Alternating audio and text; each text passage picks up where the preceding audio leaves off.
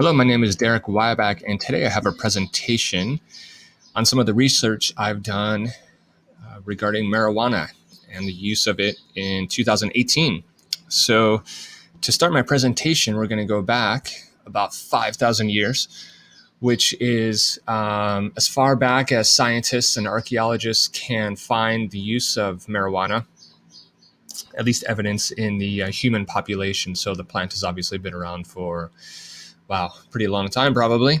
But we're able to trace it back to many of the human populations in India, Africa, China, even Assyria, a Middle East area where it was used for medicinal purposes.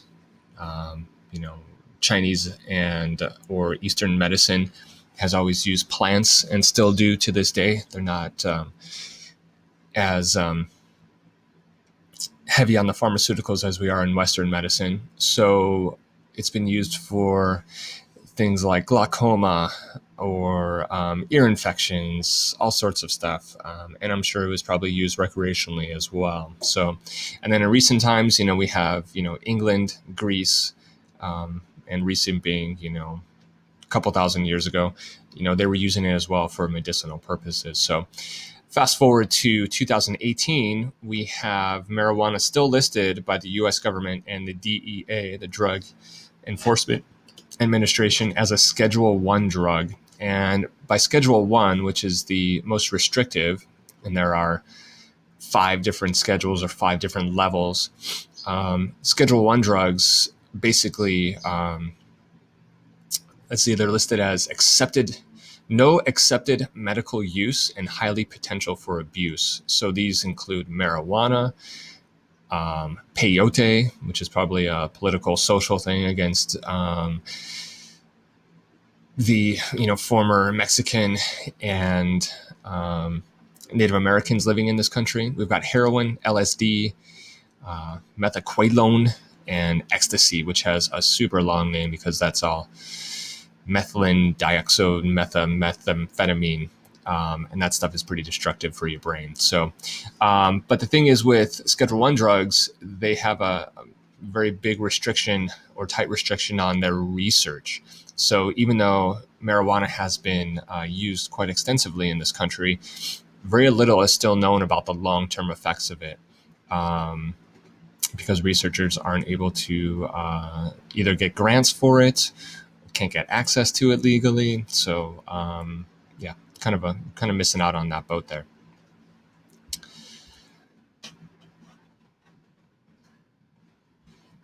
So physical effects, marijuana obviously has a well-known relaxation element to it. Then you've also got the munchies, which are tied to the use of it. So smoke a little, and then you're running out to Taco Bell or God knows where for a late night snack. Research has also shown that it can heighten your senses, although I found other research that says it dulls the senses, and it I believe it's listed as a depressant more than it is a drug that's going to heighten or get you going crazy, like some of the other drugs like speed.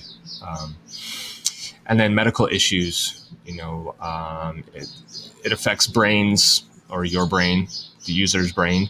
It affects your lungs, although probably not as heavily as cigarettes, and sleep issues. So, and with those, you've got other issues tied to it. So losing sleep can lead to multiple things down the road. Emotional effects. Most users get some kind of euphoric experience, at least at some point. But a lot of times they'll become anxious and fearful of, people or things around them.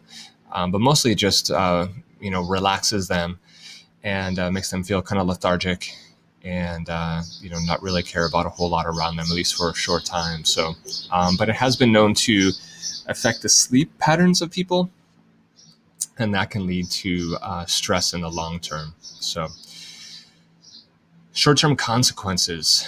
So we talked about, relaxation inhibitions. And with the loss of those inhibitions, many people think that marijuana is a gateway drug to other drugs like cocaine, heroin, methamphetamine, alcohol. And I have very little experience with the drug myself. I have used it in the past, probably about 20 some years ago, and it really didn't do a whole lot for me.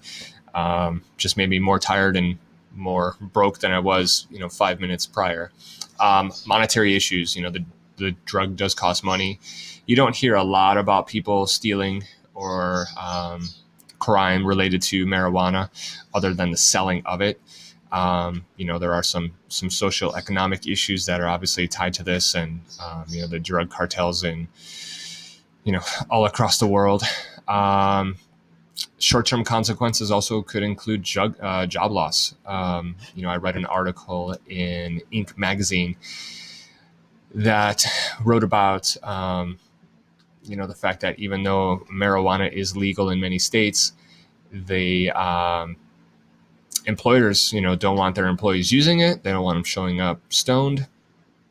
And if you're driving heavy equipment or using machinery, they're probably still testing. So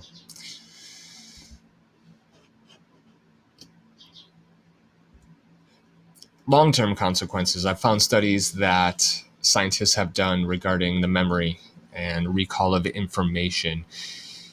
And they found that it slows down with extensive use over time.